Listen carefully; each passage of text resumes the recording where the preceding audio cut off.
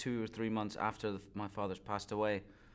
Oliver is grieving for his father and looking back on his life and trying to make sense of what his childhood meant with a gay father and a mother who knew that his father was gay, but they kept it secret from him for his whole life, and trying to make sense of what that means. And at the same time, he meets and falls in love with a French actress played by Mélanie Laurent called Anna. The character's called Anna, and he starts falling in love with her.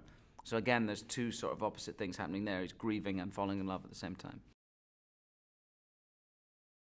It's based on a true story of the film, and it's based on things that are very deep and powerful. It's based on loss and love, and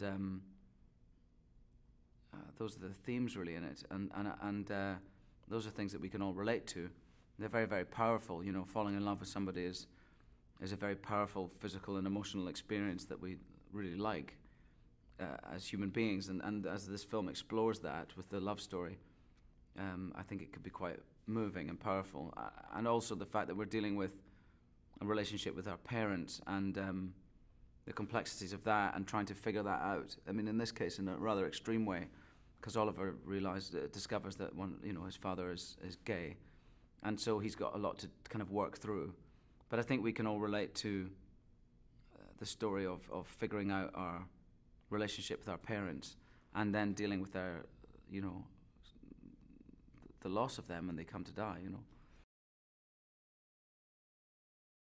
Well, she's extraordinary, Mélanie. She's a real life force, and she comes in, and I never met her before, but right all the way through rehearsals, and I think the first thing we did was go to a roller coaster park and go on roller coasters. And I don't really like roller coasters. I'm a bit frightened of them, to be honest. It's something I used to probably like when I was younger.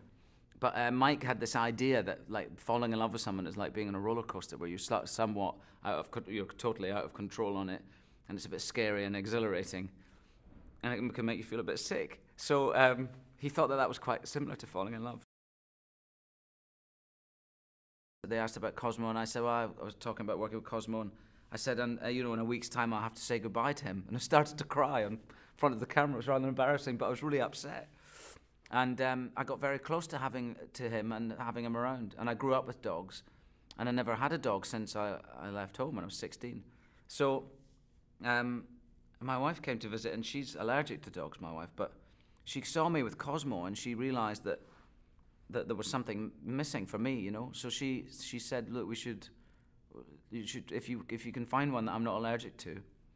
And then so on the very last day of the shoot, I was before I left the house, I was looking on the internet, and I found this little dog, a little poodle mix dog that was in a rescue center near me where I live.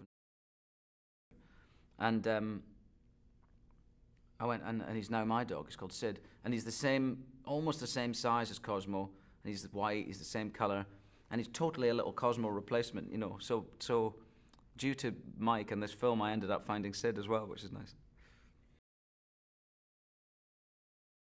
He sent us off to a shop to buy. He sent us off to Barney's in LA to buy. I had to buy Christopher a scarf, and so he sent me and Christopher off on our own. On the first day we met each other, and we wandered around, and I helped Christopher find a scarf, although he was mainly just interested in finding a pair of skinny black jeans, which is what he got set his mind on.